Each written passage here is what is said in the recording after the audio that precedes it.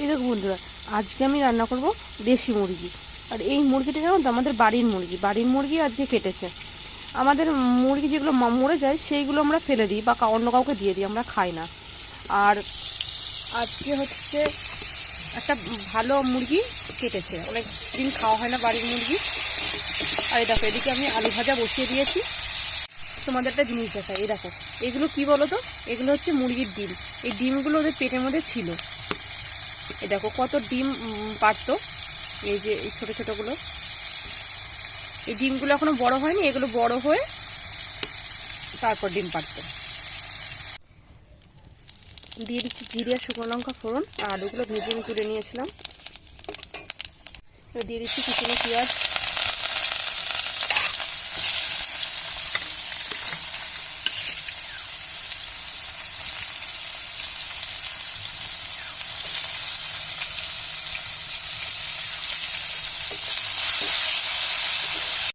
পেঁয়াজ ভাজা হয়ে গেছে। এবার আমি দিয়ে দিচ্ছি মশলাটা। এর মধ্যে আছে আদা, রসুন, শুকনো লঙ্কা আর জিরে।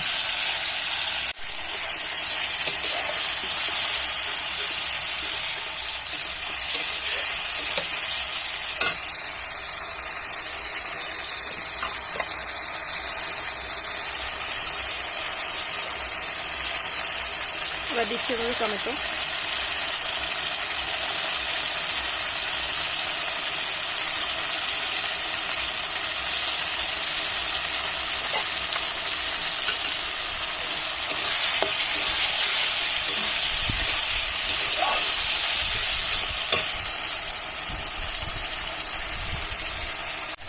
দিচ্ছি কিছুটা লবণ, মশলার মধ্যে দিচ্ছি কিছুটা চিনি।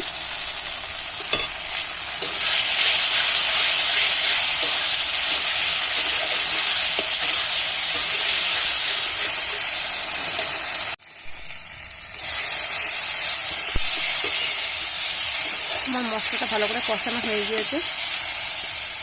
এবার আমি দিয়ে দেবো এর মধ্যে মাংসটা। এই যে মাংস আর আলু আমি একসাথে দিয়ে দেবো এর মধ্যে। গাবলার তলায় জল রয়েছে, হাতে করে দিতে হবে।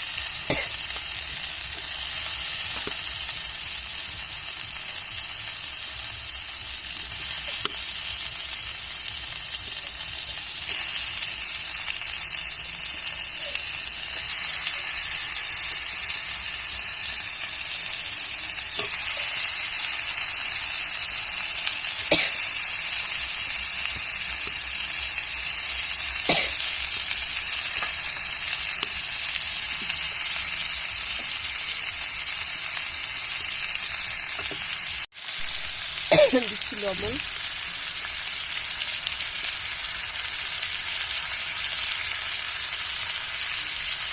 দিচ্ছি হলুদ,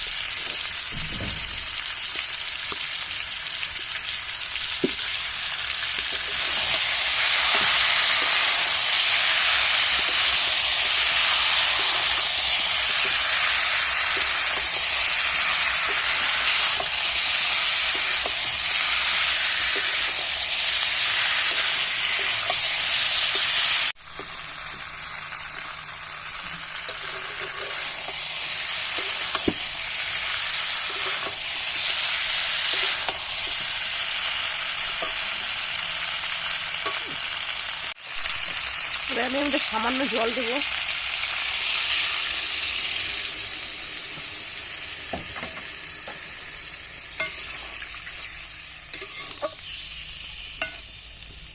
জল দিয়ে এবার এটাকে আমি ঢেকে দেবো।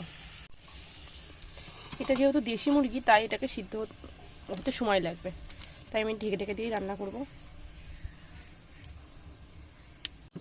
আমার ঢাকাটা খুলবো।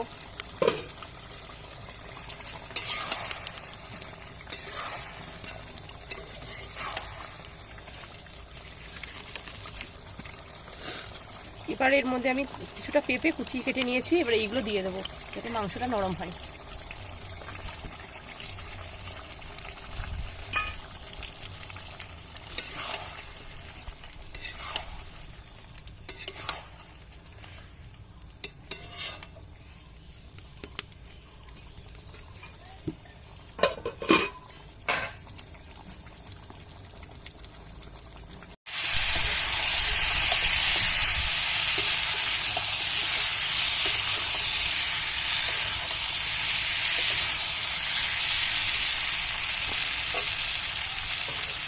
আবারও আমি একটু জল দিয়ে দেবো।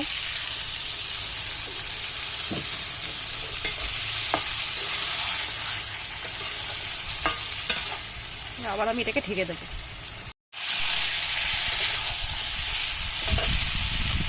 এবার আমি দেবো এর মধ্যে মিট মশলা।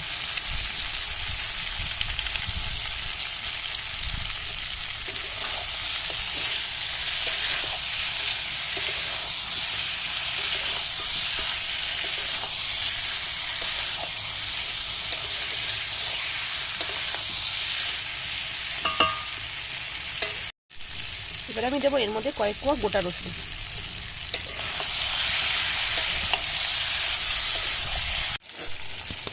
সেই ডিমগুলো রেখে দিয়েছিলাম, এবার আমি সেই ডিমগুলো দিয়ে দেবো।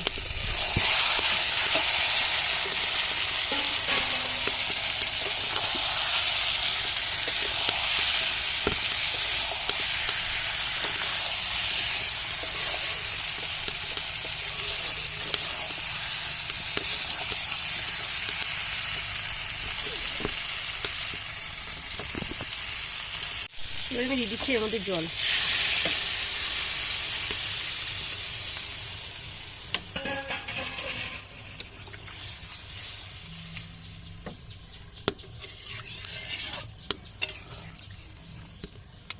এবার আমি ঢেকে দেবো।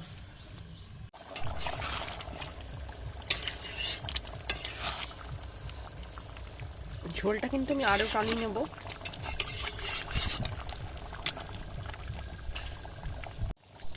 এবার আমি দেবো এর মধ্যে গরম মশলা।